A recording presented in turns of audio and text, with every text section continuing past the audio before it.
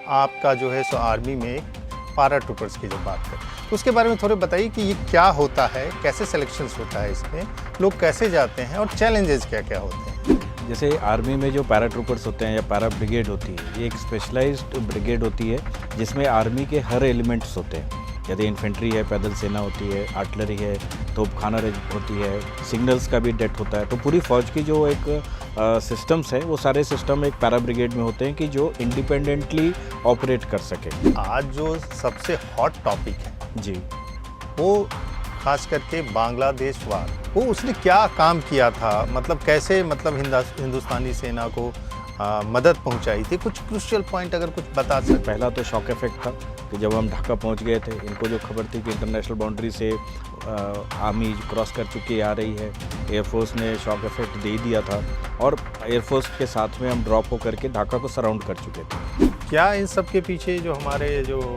सोकल enemy state है, जो हमारे नाइबर हैं, क्या आईएसआई का कभी रोल मिला उन सारी चीज़ों में? यस, ये थोड़ा रॉ का है, जो धुरंधर मूवी आपने है। देखी है जी। तो जो अज्ञात जो लोग हैं वो जो कर रहे हैं, तो ये सब चीज़ें मतलब ये ऑफिशियल चैनल या आर्म्ड फोर्सेस का काम नहीं है, ये उसकी अलग डिपार्टमेंट है, उसका अलग ऑर्गेनाइजेशन है। या अच्छा, आप कुछ बांग्लादेशी कह रहे हैं कि कुछ वो नक्सल, जैसे नक्सल ऑपरेट करते हैं, कुछ इस प्रकार के रहते हैं, कई बार नक्सल जो एम्बुश करते हैं या फिर घात लगा के हमला करते हैं, जी जी, उस टाइप के सिचुएशंस रहता है, काफ़ी टेंस रहता है।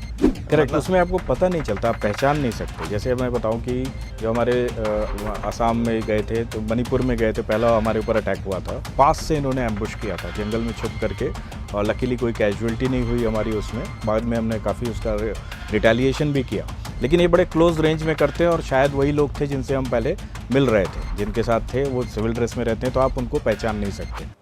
नमस्कार, मैं हूं अवधेश और आप हमारे साथ अभी देख रहे हैं उज्जवल भूमि। आज जिन खास मेहमान से आपकी मुलाकात हम करवाने वाले हैं, उनका नाम है मेजर प्रवीण सिंह। प्रवीण जी खास करके ऐसे ऑपरेशंस को डील किए हैं जिसके बारे में अक्सर मूवीज़ में देखा जाता है या तो फिर लोगों में काफ़ी कौतूहल रहती है। इसके अलावा आर्मी बैकग्राउंड होने के अलावा प्रवीण सिंह नक्सल जो पीक ऑपरेशंस चल रहा था छत्तीसगढ़ में, उस समय में कोंडागांव में एज एसपी पोस्टेड थे।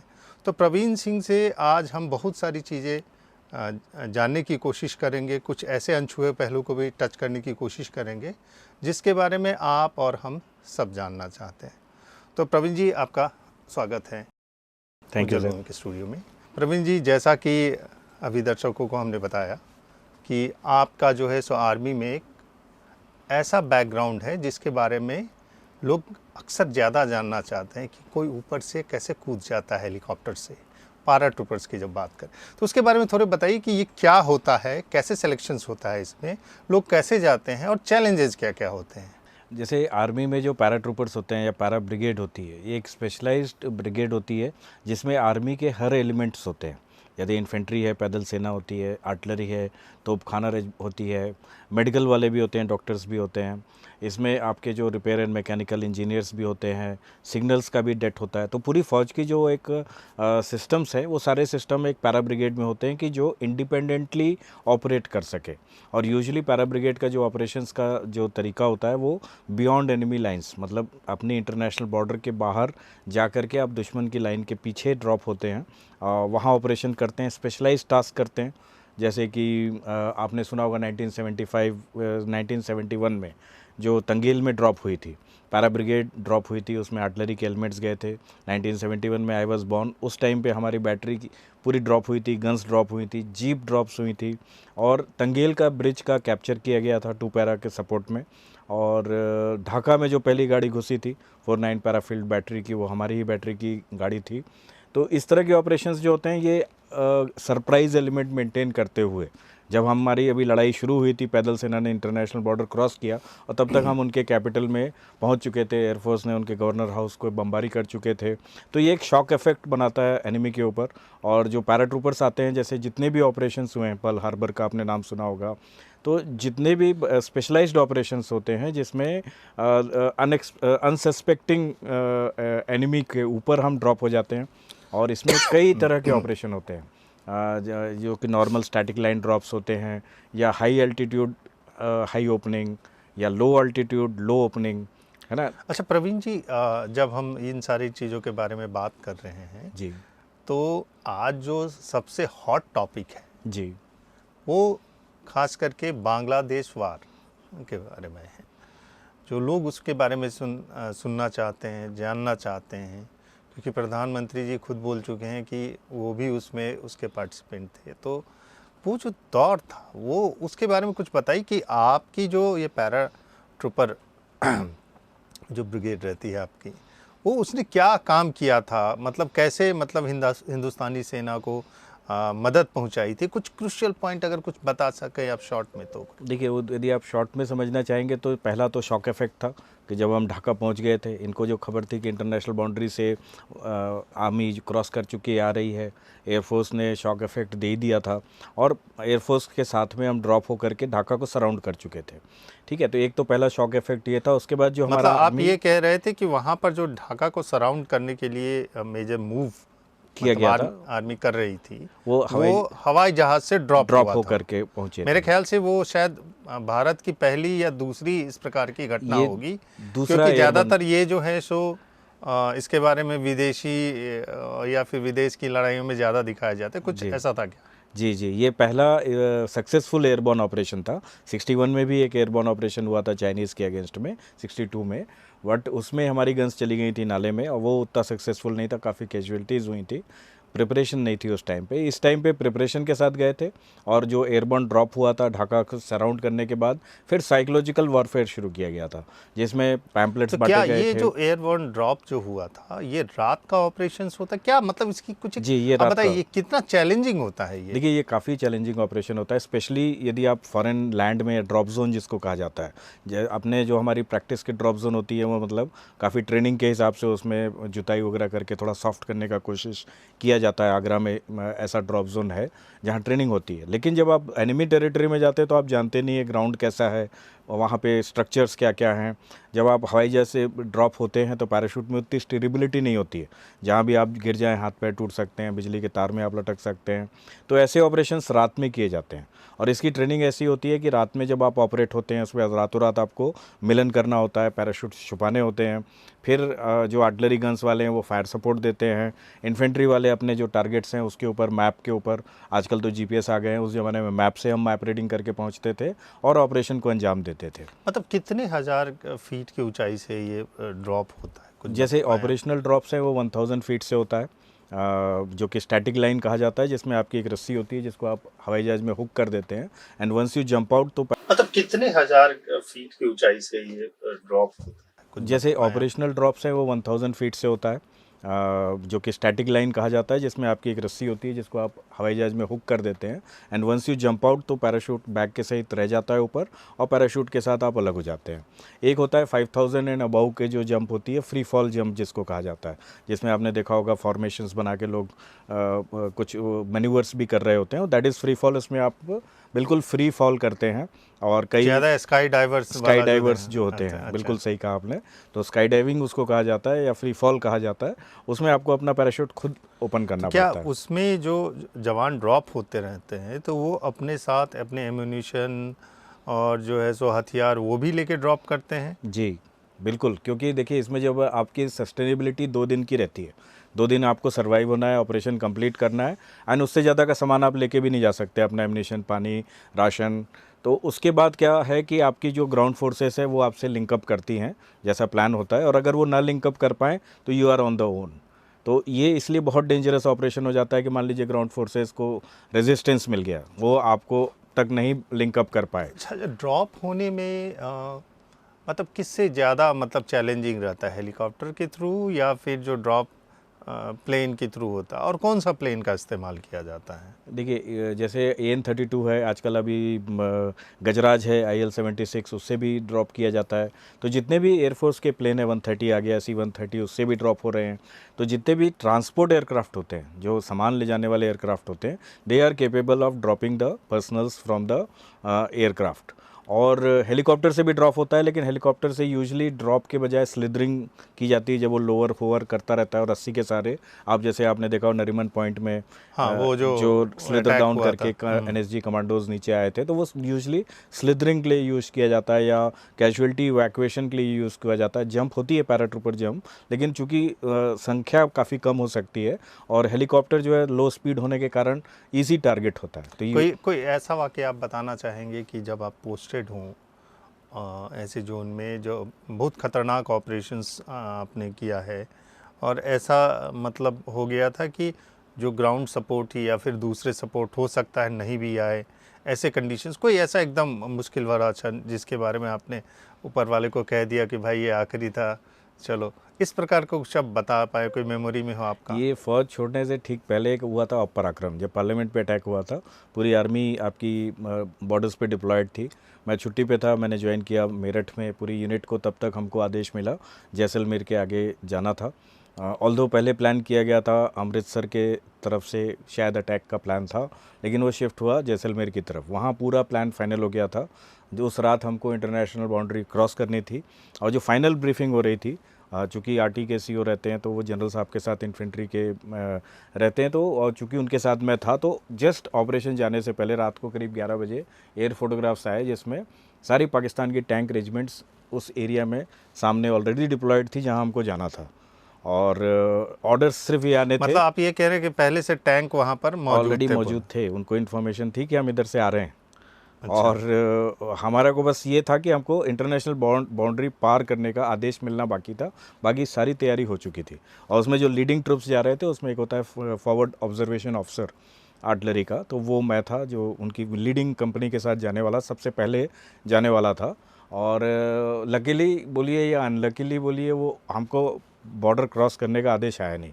हम लोग बहुत बेसब्री से इंतज़ार कर रहे थे, 6 महीने से हम लोग तैयारी कर रहे थे, है ना। कभी अमृतसर के पास प्लानिंग हुई, कभी कि जैसलमेर में प्लानिंग हुई, सारे ड्रिल्स हुए, सारे रिहर्सल्स हुए, बट वी डिडंट क्रॉस, क्योंकि हमको ऑर्डर्स नहीं मिले थे। सिमिलर कंडीशन हुई थी कारगिल के टाइम पे, जब हम पैरा ब्रिगेड पूरी तरह तैयार थे एयर ड्रॉप होने के लिए। उस टाइम भी एलओसी चूँकि पार करने का हमको आदेश नहीं मिला। उस टाइम फ़ौज थोड़ी डिफरेंट थी। आज जैसे बालाकोट हुआ, उरी हुआ, या अभी ऑफ सिंदूर हुआ, तो अब हम हर बार इक्वल क्या उससे ज़्यादा हम रिटेलिएट कर रहे हैं। और पहले जो था हमारा ये था कि थोड़ा संयम दिखाया जाए, रिस्ट्रेंट दिखाया जाए, तो उसके कारण एक तरह से यंग लोगों में काफ़ी थोड़ा वो भी रहता था, रोष भी रहता था कि ये यदि हमको पूरा छूट क्यों नहीं मिल रहा है। मिला। लेकिन कोई इंसर्जेंसी ऑपरेशंस आपने किया हो इस टाइप से, जो काफ़ी लीडिंग हुआ हो, काफ़ी डिफ़िकल्ट हो, और किन के साथ? मणिपुर में, आसाम में, मिज़ोरम में हम लोगों ने काफ़ी ऑपरेट किया। हमारी यूनिट साइटेशन मिला था। 2 हमारे यूनिट के अफसर, मेजर विजित सिंह शौर्य चक्र, मेजर समीरुल इस्लाम शौर्य चक्र, दोनों को पोस्थ्यूमस मिला था। कुछ बता सकते हैं कि क्या सिचुएशन थी वहाँ की सिचुएशन काफ़ी डिफ़िकल्ट थी। देखिए, इंसर्जेंसी ऑपरेशन में और थोड़ा डिफरेंस होता है, जो आप बॉर्डर के दुश्मन के साथ अब जब लड़ाई करते हैं। इंसर्जेंसी में क्या रहता है कि आपके दुश्मन आम नागरिक के बीच में बैठे होते हैं, शायद आपके बगल में ही बैठ के आपके साथ चाय पीते हैं, आप जानते नहीं, क्योंकि वो बिल्कुल सिविलियन रूप में रहते हैं। जब आप लड़ाई में जाते हैं तो आप जानते हैं इस लाइन के बाहर जो भी मिलेगा वो दुश्मन है, चाहे वो सिविलियन है, चाहे वो पाकिस्तानी है या अच्छा, आप कुछ बांग्लादेशी कह है। रहे हैं कि कुछ वो नक्सल, जैसे नक्सल ऑपरेट करते हैं, कुछ इस प्रकार कह रहे थे, कई बार नक्सल जो एम्बुश करते हैं या फिर हाथ लगा के हमला करते हैं, जी जी, उस टाइप के सिचुएशंस रहता है, काफ़ी टेंस रहता है। करेक्ट। मतलब उसमें आपको पता नहीं चलता, आप पहचान नहीं सकते। जैसे मैं बताऊं कि जो हमारे आसाम में गए थे, तो मणिपुर में गए थे, पहला हमारे ऊपर अटैक हुआ था। तो उस अटैक से पहले एक वहाँ पे फंक्शन चल रहा था, उस फंक्शन में हम भी शामिल थे। गांव का फंक्शन था छोटा सा, और उसी रात हमारी जो गाड़ी जाती थी पानी लेने के लिए, उसके ऊपर एम्बुश हुआ। और ये लोग जो थे बिल्कुल पास से इन्होंने एम्बुश किया था, जंगल में छुप करके। और लकीली कोई कैजुअलिटी नहीं हुई हमारी उसमें। बाद में हमने काफ़ी उसका रिटेलिएशन भी किया, लेकिन ये बड़े क्लोज रेंज में करते हैं। और शायद वही लोग थे जिनसे हम पहले मिल रहे थे, जिनके साथ थे, वो सिविल ड्रेस में रहते हैं, तो आप उनको पहचान नहीं सकते। और वही बॉर्डर में जब आप लड़ाई पे जाते हैं, तो आपके जो सामने दुश्मन होते हैं, वो आप जानते हैं कि इस लाइन के बाद जो भी है वो हमारे देश का नहीं है, दूसरे देश का है, या दूसरे देश की वर्दी में है।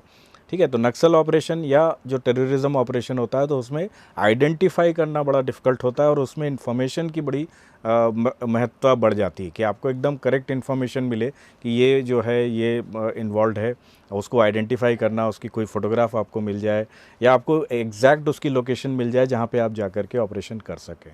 तो नक्सल ऑपरेशन या इंसर्जेंसी वाले ऑपरेशंस में कितने का ग्रुप में आप लोग इस टाइप के ऑपरेशंस में यूजुअली जाते बहुत छोटे ग्रुप्स में हम ऑपरेट करते थे, क्योंकि जब आप इंसर्जेंस वाले ऑपरेशन में जाते हैं तो आपकी अपनी लोकेशन, आपकी अपना मूवमेंट, ये भी जो है हैं? ये क्या ये गिव अवे। पुलिस का जैसा ऑपरेशन रहता है ठीक वैसा ही उसी फॉर्मेट में आप लोग ऑपरेट करते हैं, या ये सीधा कुछ ऐसा रहता है कि उसकी मान में, उसके टेरिटरी में आप घुस गए हैं और फिर वो फाइट कर रहे हैं जैसे बॉलीवुड पिक्चर्स में दिखाता है? क्या क्या फिल्मी रहता है? थोड़ा सा ये बताइए, लोग जानना चाहते हैं। नहीं देखिए, इसमें फिल्मी कुछ नहीं रहता है, ये बहुत टफ ऑपरेशंस होते हैं। देखिए अब जैसे अब इसको पुलिस और ये बोलना अलग करना ठीक नहीं होगा। ऑपरेशंस के कुछ एक नियम होते हैं। पहली बात, अपनी लोकेशन आपकी ना निकलनी चाहिए। उसके लिए हम लोग इस तरह के ऑपरेशंस में जाते हैं कि इवन हम अपना खाना नहीं कैरी करते थे। जिस गांव पहुंच जाते थे तो वहाँ पे हमने चावल वावल ख़रीदा, बनवा के खा लिया, और एक बार निकलने के बाद हफ्तों हम लोग जंगल में घूमते थे और बिल्कुल एग्जैक्ट इन्फॉर्मेशन पे ही हम जाया करते थे, क्योंकि ये एक तरह का शिकार का तरह से हो जाता है जिसमें आप उनके पीछे लग जाते हैं। पीछे लगने के बाद आप उनको फॉलो करते रहते हैं, इन्फॉर्मेशन मिलती रहती है और उसके ऊपर आप ऑपरेट करते हैं। तो पुलिस में भी जैसे अब जंगल वॉरफेयर स्कूल बनाया गया है, यहाँ ब्रिगेडियर साहब आए, उन्होंने ट्रेन किया, तो वही सेम जैसे हम लोग इंडक्ट हुए थे मणिपुर में, तो एक जंगल वॉरफेयर स्कूल है वैरांगटे में, मिज़ोरम में। तो वहाँ पे जो भी आर्मी अंदर जाती है उनको जंगल में रहना, जंगलियों की तरह रहना, ठीक है, वो सब चीज़ें सिखाई जाती हैं, तब आपको उसमें इंडक्ट किया जाता है। तो वो ऑपरेशंस जो होते हैं उसका जो फ़ौज के जो नॉर्मल ऑपरेशन से ज़मीन आसमान का अंतर रहता है। तो जैसे यहाँ नक्सल ऑपरेशन में जंगल के लिए आपको ट्रेन किया जाता है, यदि आप माउंटेन्स में जा रहे हैं उसके ट्रेनिंग अलग होती है, उसका ऑपरेशन का तरीका अलग होता है। रेगिस्तान में आप जाते हैं वहाँ के ऑपरेशन का तो तरीका बिल्कुल टोटली, टैक्टिक्स और काम करने का तरीका टोटली डिफरेंट होता है। तो हर ऑपरेशन की जो है अपनी अलग ट्रेनिंग है, अपना अलग टेक्निक है, और वो सब फॉलो किया जाता है। अच्छा, कुछ एक वो मैं पहले भी बोला था रिक्वेस्ट कि कुछ ऐसा जो काफ़ी टफ हो और मतलब वो चैलेंजिंग ऑपरेशंस जिसमें आपने पार्टिसिपेट किया हो, आपके साइड में भी कुछ एक कैजुअलिटी हो गई है और फिर भी आप उस सिचुएशंस में बिना जो है सो इमोशनल हुए या हर्ट हारे, क्योंकि जब भी आप जिनके साथ होते हैं तो उस टाइप का कोई ऑपरेशंस आपको याद हो कि कुछ एक ऐसा कि एकदम घिर गए हैं, कुछ एक बताना चाहें आप? एक ऑपरेशन था, इसमें भगवान की दया से हमारी कोई कैजुअलिटी नहीं हुई, गोलियां लेकिन बहुत चली, और सिर्फ दुश्मन के साथ ही नहीं, अपने ट्रुप्स के साथ में भी चली। उस ऑपरेशन का क्या हुआ था कि हम लोग जो मैंने बताया कि हमारी गाड़ी के ऊपर एम्बुश हुआ था, तो उसके रिटेलिएशन में हम लोगों ने एक बहुत बड़ा ऑपरेशन लॉन्च किया। तो उस ऑपरेशन में मतलब कई रेजिमेंट्स गई थी, तो एक आध रेजिमेंट का एनकाउंटर भी हो गया था और हम लोग थोड़े पीछे थे। तो चूंकि जिस रेजिमेंट का एनकाउंटर हो चुका था तो उन्होंने बोला कि हमारे आसपास में एम्बुश लगाया जाए कि यहाँ काफ़ी लोग थे, भागे थे, शायद आपके एम्बुश में ये फंस जाएं। तो रातों रात मुझे ऑर्डर मिला करीब रात को 11-12 बजे, और हमने पहुँच करके सुबह वहाँ पे एम्बुश लगाया। उस यूनिट से हार्डली 4 या 5 किलोमीटर घनघोर जंगल था मणिपुर का, वहाँ पे हमने एम्बुश लगाया। एम्बुश लगाते ही विदिन 2 आवर्स वो 2 इंसर्जेंट्स आ गए जिनको हमने न्यूट्रलाइज़ किया। एक तो तुरंत न्यूट्रलाइज़ हो गया, दूसरे को हमको थोड़ा सर्च करने के बाद उसको हिट हुआ था, सर्च करके हमने उसको न्यूट्रलाइज़ किया। अभी जब चूँकि उसकी बॉडी हम सर्च ही कर रहे थे, उनके वेपन्स रिकवरी कर रहे थे, कि हमारे ऊपर पहाड़ से ऊपर से गोलियाँ चलनी शुरू हो गई। तो इसके कारण हमको वापस अपने एम्बुश पोजीशन पे सेफ़ एरिया में आकर के अपने आप को सेटल किया। और चूँकि हमारा कम्युनिकेशन नहीं था यूनिट से, तो अपने जो बगल की यूनिट थे उनके थ्रू हमने कम्युनिकेट किया और हमको बताया गया कि वहीं आप होल्ड करो और आज के दिन वहीं आपको रुकना है, और जब तक कोई रीइंफोर्समेंट्स नहीं आती तो आप तब तक उनसे आप लोहा लीजिए, आप उनसे फ़ाइट कीजिए। तो हमको ये लगा कि शायद जो उनके स्काउट थे, जो मेन आगे चलते हैं, उनको हमने मार दिया, बाकी बॉडी पीछे रह गई है, पता नहीं कितनी है, क्या है उसकी, हमको इन्फॉर्मेशन नहीं थी।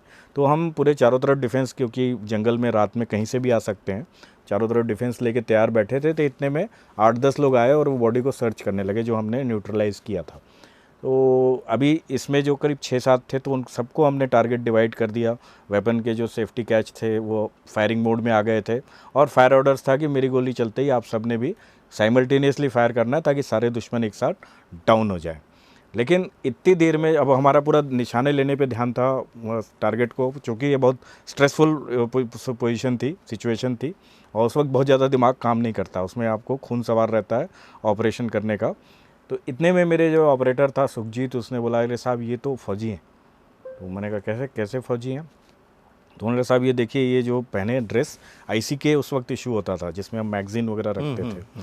बोले अब देखिए ये जो ICK है सर, ये हमारे फ़ौज का इशू वाला ICK है। ने ध्यान से देखा, हम तकरीबन 50-60 मीटर की दूरी पे थे, तो मैंने रियलाइज़ किया यस ये बात तो सही है।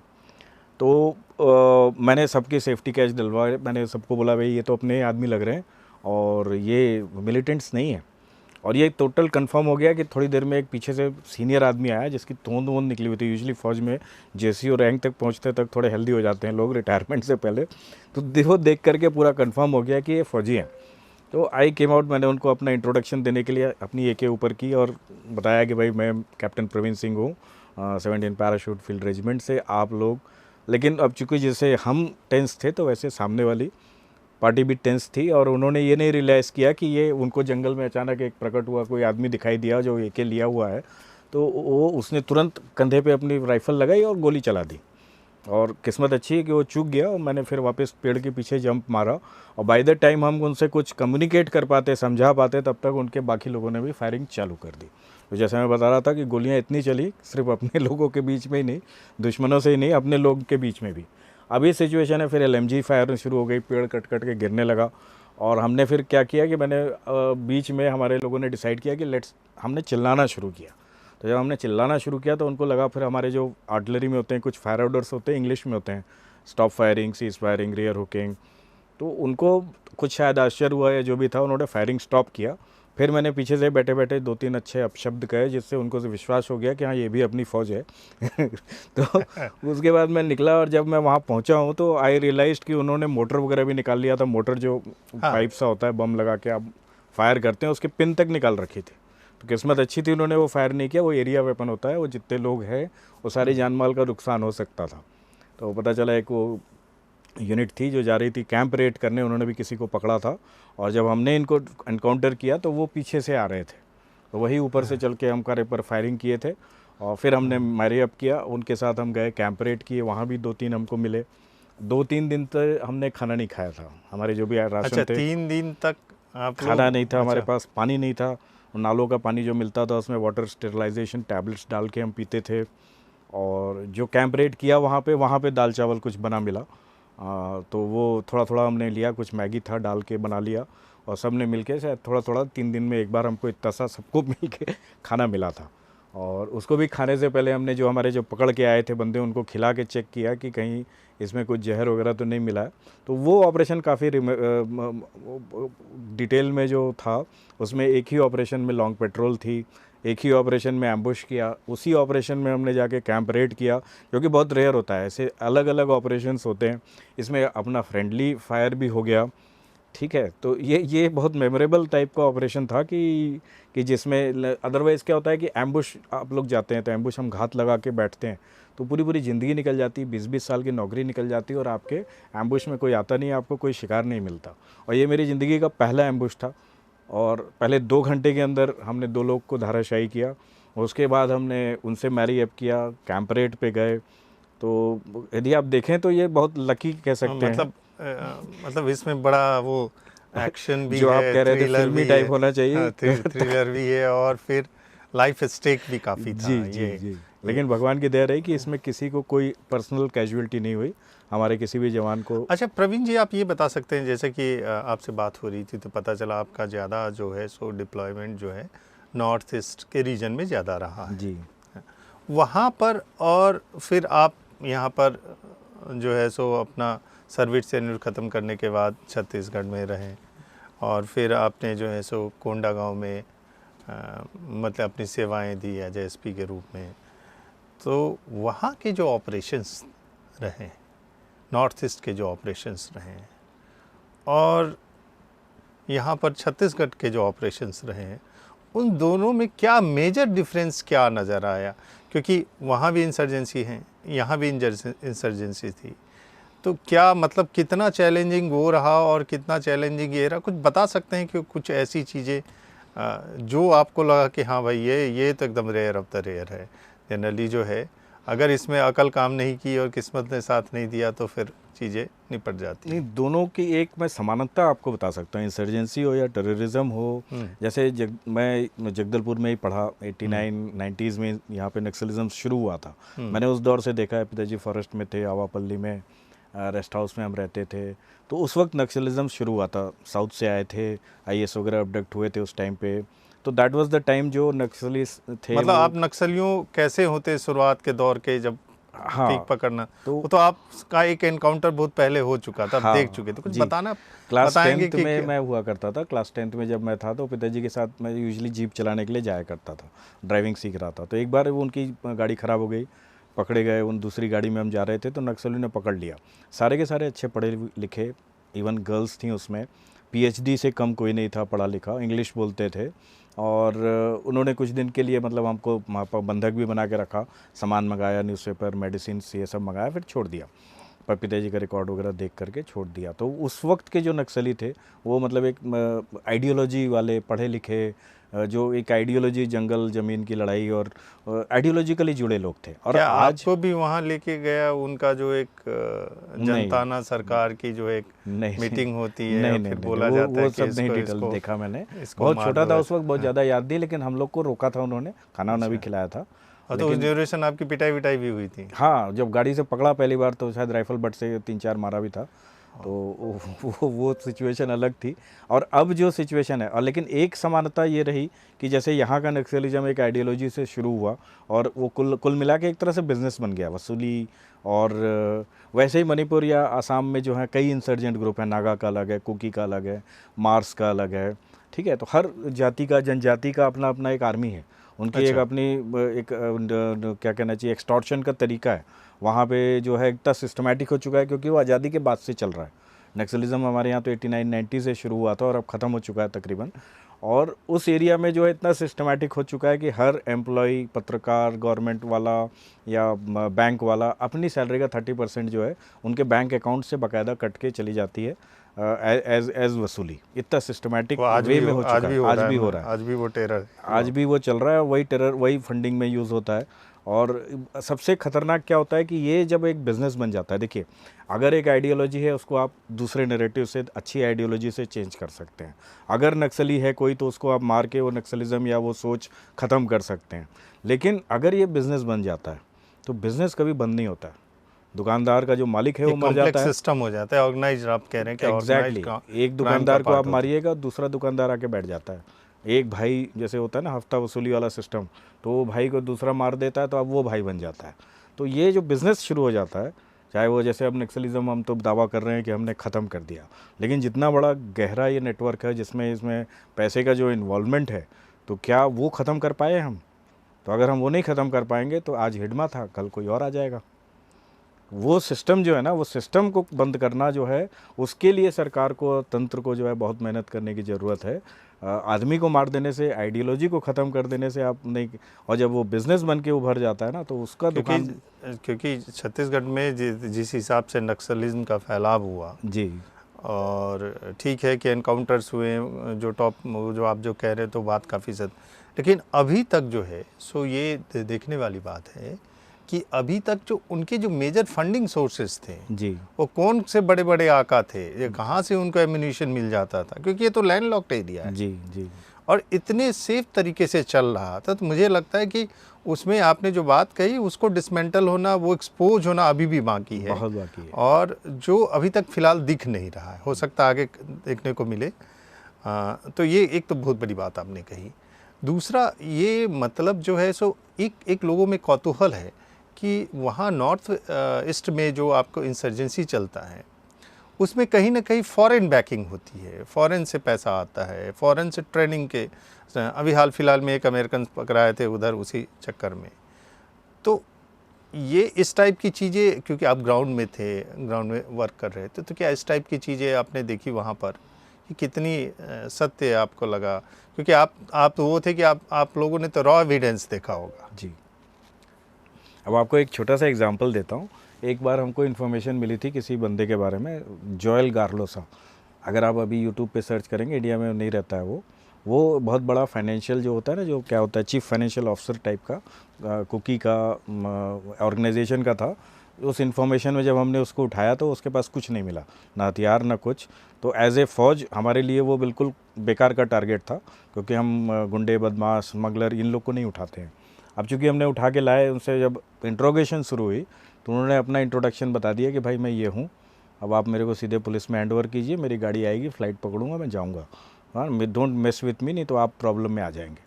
और जब उसने बताया उसके बारे में, जब हमने जानकारी लेना शुरू किया, उससे हमको कई जानकारी मिली, कई सक्सेसफुल ऑपरेशन भी किए छोड़ने से पहले।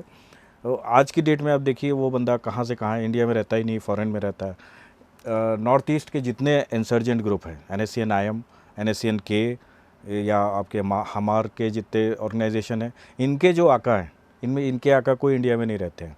वो गवर्नमेंट ऑफ इंडिया से सीज़ फायर साइन करते हैं, वो भी गवर्नमेंट इंडिया में आते नहीं है, वो बाहर में हमारी टीम जाती है उनसे सीज़ फायर साइन करने के लिए।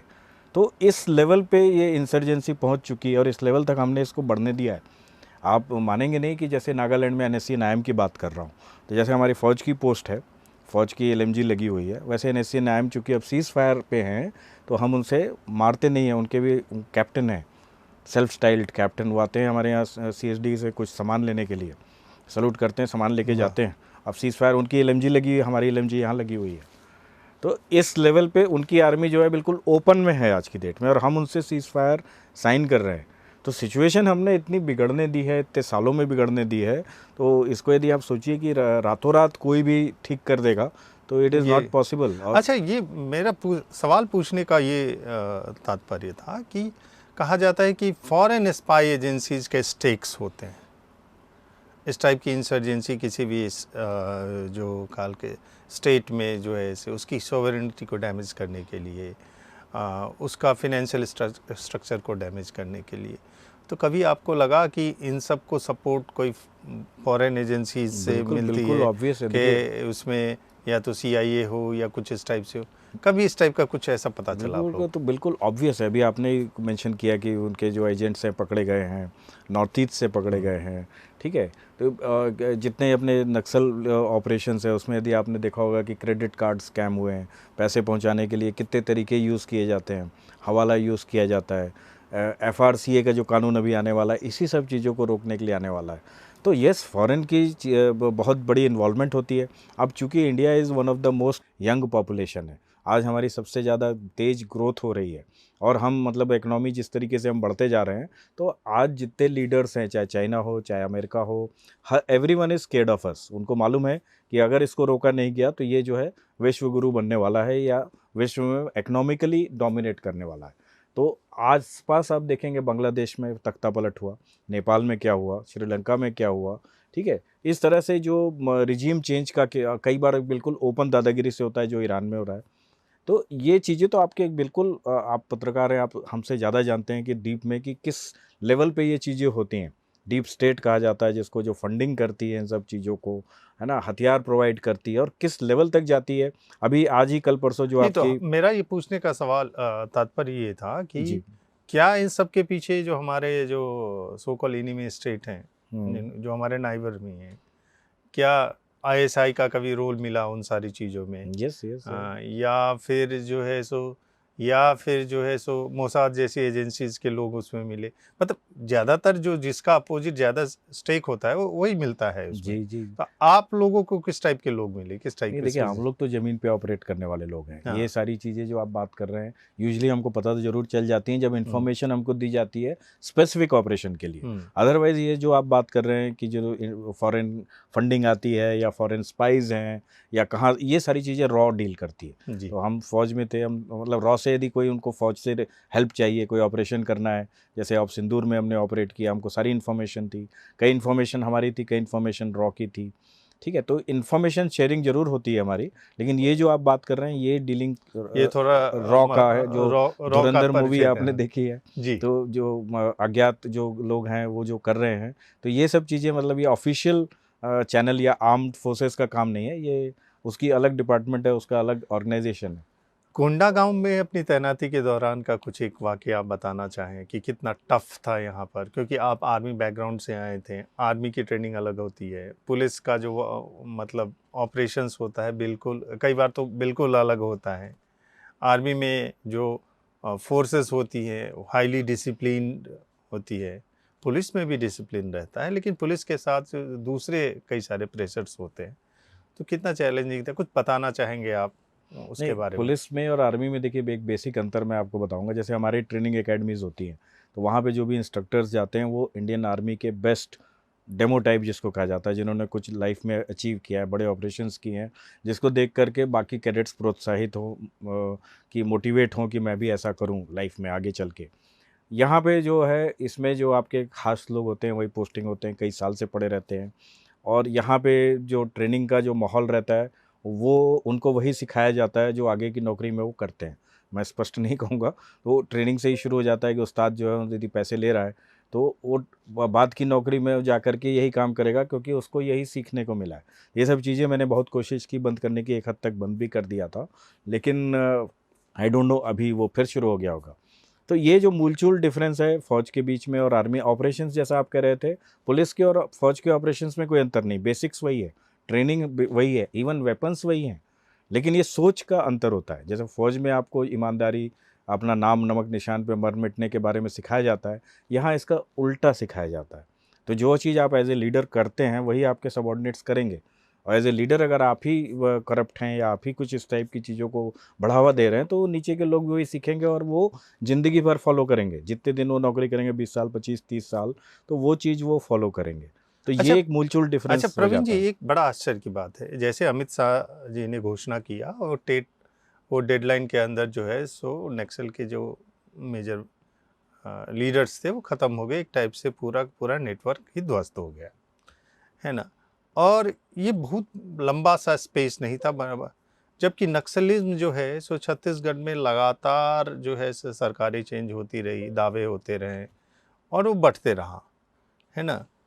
और चूँकि मैं आपसे ये सवाल इसलिए पूछ रहा हूँ क्योंकि आपने उस टेरेन्स पे ऑपरेशंस किए थे या आपकी टीम ने किया था।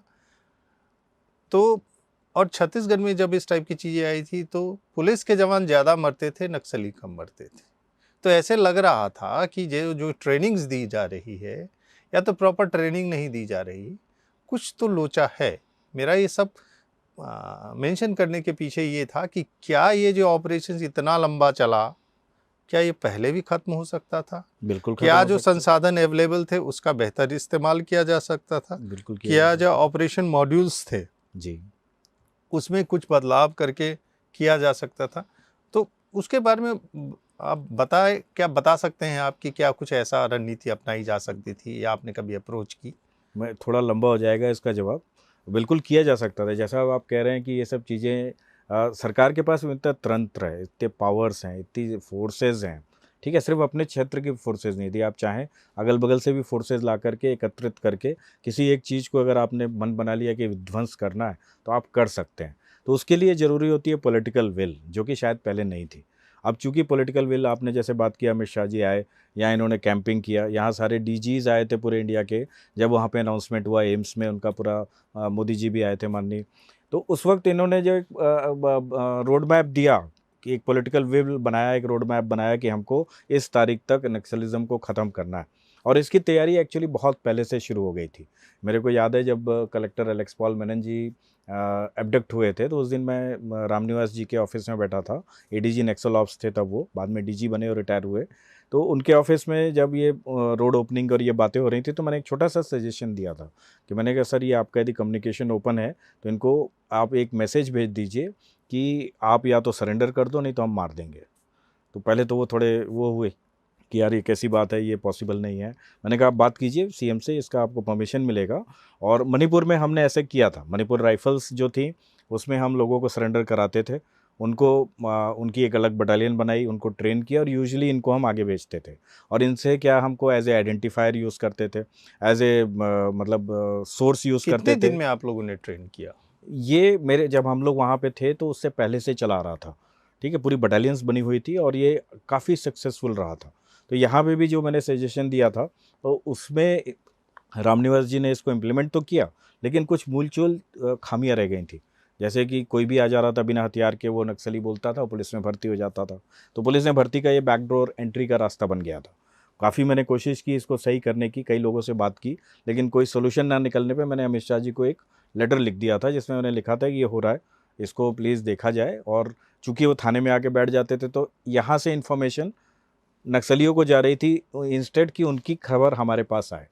तो उसके बाद इन्होंने उसको सीरियसली लिया, सीरियसली इसके ऊपर एक्शन हुए। और जब पूरा दबाव बनाया गया, देखिए 300-400 नक्सलियों को जब मार दिया गया, पुलिस इतनी सक्रिय हो गई, उनके ऊपर प्रेशर बना, पॉलिटिकल विल आई, तो उसके बाद ये सरेंडर पॉलिसी का अपना फल दिखना शुरू हुआ कि जो लोग को पता चल गया कि आज नहीं तो कल हम मारे जाएंगे, तो उनको सरेंडर करने में ही अपनी वो दिखाई दिया कि अपनी जो सेफ्टी उसी में है।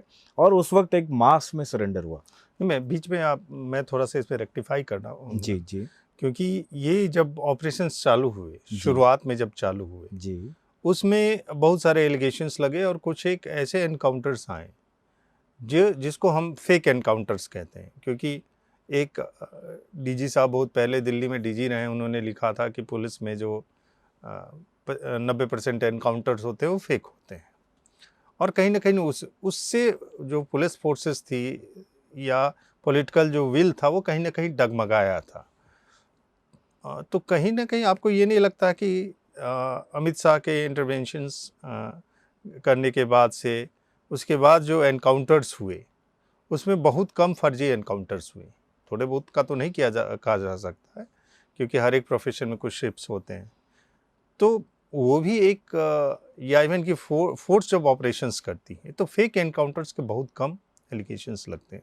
तो क्या वो मसला भी था कि जिसने इस चीज़ को देखिए, अब इसको एज ए फौजी यदि मैं आंसर करूं, मैं एज ए पत्रकार, हाँ, मैं आप जिस तरह से देख रहे हैं मैं उस हाँ, एंगल से नहीं देख पाऊंगा। क्योंकि देखिए, मकसद क्या रहता है, आपका एम क्या है।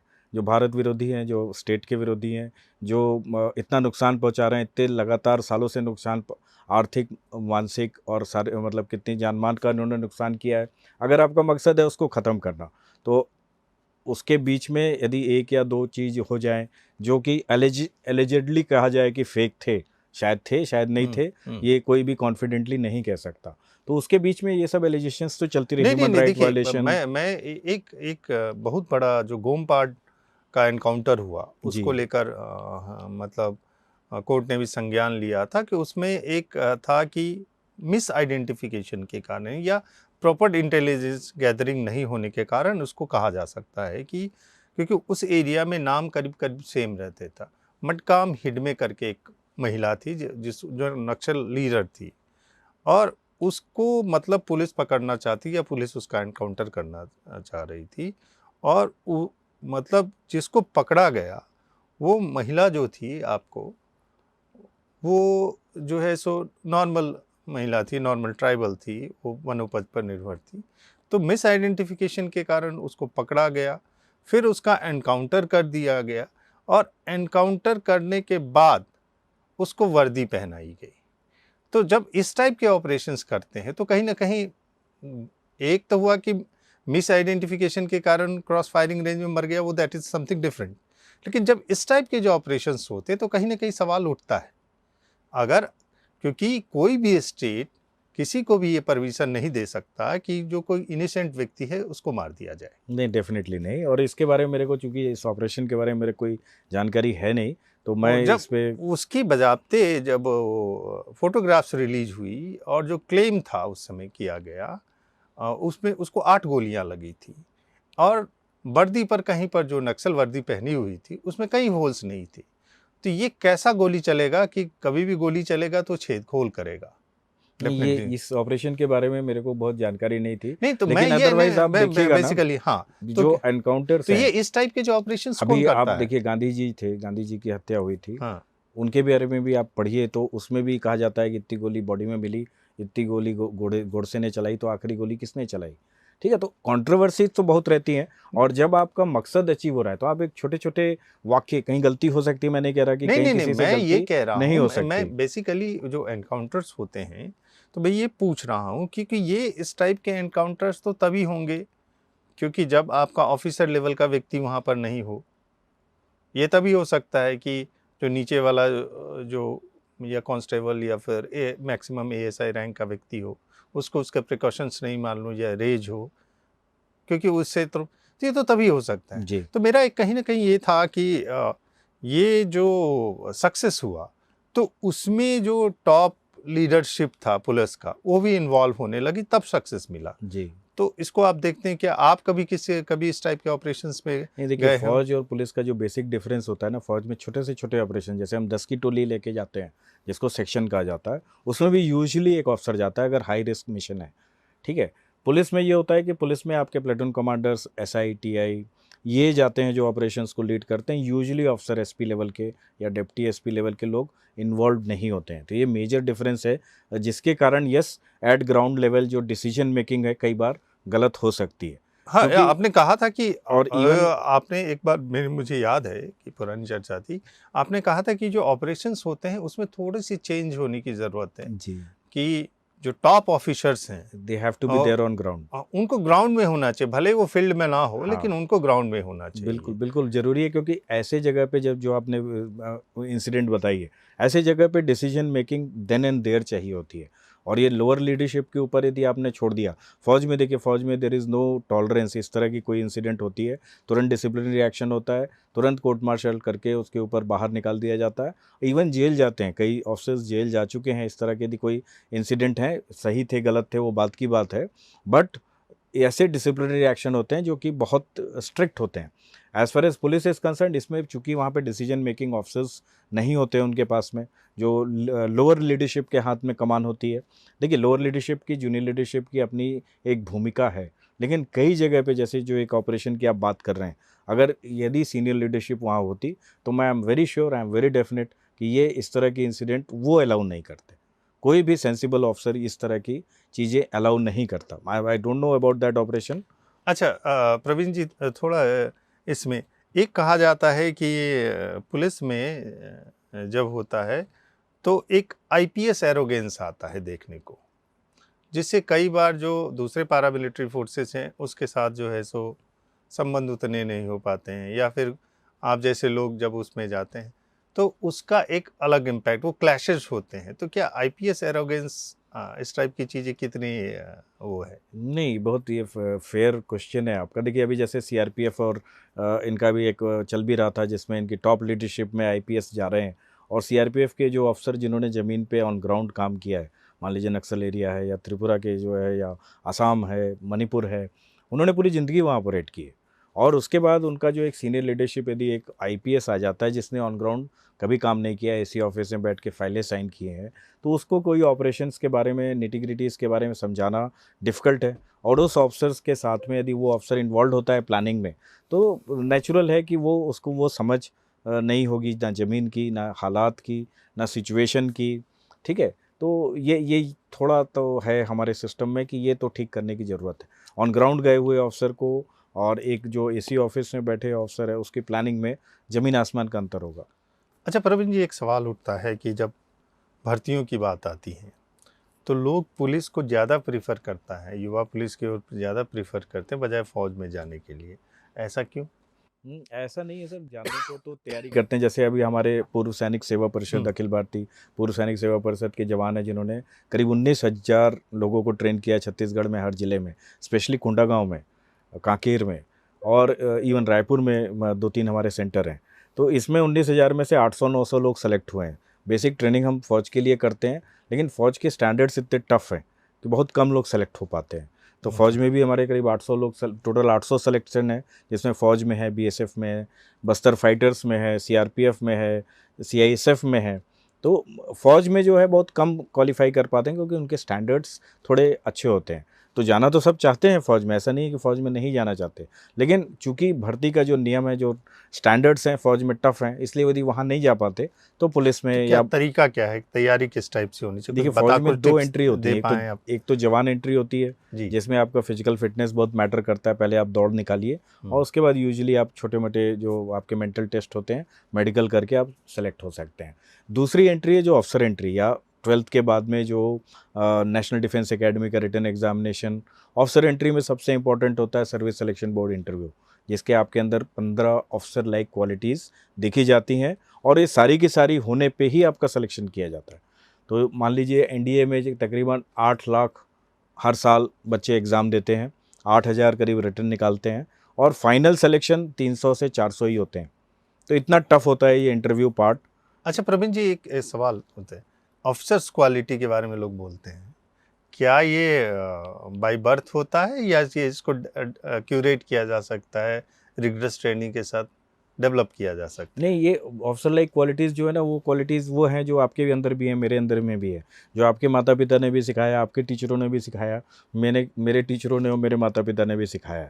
लेकिन बात यह है कि कितने लोग उसको अक्षरशः पालन करते हैं, कितने लोग उसको अपनी ज़िंदगी में उतारते हैं। ईमानदार रहिए, झूठ मत बोलिए, सच बोलिए, ठीक है, फेयर रहिए। फिर कुछ एक क्वालिटीज़, जिसमें क्वालिटीज़ जो हैं वो आपकी सिर्फ पर्सनैलिटी में, दिमाग की नहीं क्वालिटीज़ होती हैं, दिल की भी होती हैं। कितने आप सोशली एक्सेप्टेबल हैं, कितने आप लोगों से मिलजुल पाते हैं, गट्स की रहती है कि कितना करेज है, कितना दम है। अच्छा, बात होती है युवाओं की। आज का चूँकि यूथ है, जी, वो पहले के यूथ से काफ़ी चेंज हो गया है, जी, अब जेन जी हो गया है। उसका फोकस अब सर्वाधिक जो है सो सोशल मीडिया को ज़्यादा फॉलो करता है, उसके पास पहले से ज़्यादा ज्ञान का एक्सेसिबिलिटी आ गया है। लेकिन उसके बाद भी अगर हम देखें, तो जो ग्लोबल मार्केट के जो युवा हैं, जिस हिसाब से ट्रेंड है वो हमारे यहाँ के युवा उस हिसाब से ट्रेंड नहीं हो पा रहे हैं। आप क्या समझते, कहाँ कहाँ चूक रही है सरकार, या हम लोग कहाँ चूक रहे हैं? क्या किस टाइप की ट्रेनिंग होनी चाहिए? कुछ आप बता सकते हैं कि ये इसकी ज़रूरत है, या कोई इंस्टीट्यूशन इस टाइप से है जिसको फॉलो किया जा सके? कुछ बताएँ आप। नहीं क्योंकि बिल्कुल। आप भी एक स्कूल चलाते हैं जी, कार्डिनल वॉरियर्स के नाम से। जी, जी सर। तो क्या उसमें इस टाइप की ट्रेड्स की बात से क्या कहाँ लीक कर रहे हैं और क्या किया जा सकता है? तो कौन सा कुछ बता पाएँ आप? जी, बिल्कुल, आपने बिल्कुल सही पूछा कि जैसे आज के जो हमारे टाइम पे जो होता था, फिज़िकल फ़िटनेस में बहुत ज़ोर था। कई-कई गेम्स चल रहे होते थे, हम सब ने कोई ना कोई गेम्स या कई सारे गेम्स खेले हैं। आज के ज़माने में सारे बच्चे सिमट गए मोबाइल में, सारे गेम्स उनके मोबाइल में हैं, सब कुछ उनका मोबाइल में है। और सरकार ने इस बारे में अब काफ़ी सोचते हुए जो सैनिक स्कूल हैं, उसके ऊपर उन्होंने पॉलिसी बनाई है। नए सैनिक स्कूल एफ़िलिएट कर रहे हैं, 100 सैनिक स्कूल की आई है पॉलिसी, 1000 में जाने वाली है। ये भी पॉलिसी हमारे जो प्राइवेट मिलिट्री स्कूल है, उसके ऊपर उनका स्टडी हुआ था जब ये पॉलिसी फॉर्मुलेट हुई थी। और उनका उद्देश्य बेसिक ये था, जब मैं गया था जनरल खांडारे सर से मिलने, जो DG defence intelligence agency south block में बैठते हैं, तो पॉलिसी पे जब डिस्कशन हुआ था तो उन्होंने बताया था कि सरकार चाहती है कि जो जनता है या जो आज के जो युवा हैं, यूथ एम्पावरमेंट प्रोग्राम के अंतर्गत इस पॉलिसी को बढ़ावा दिया था।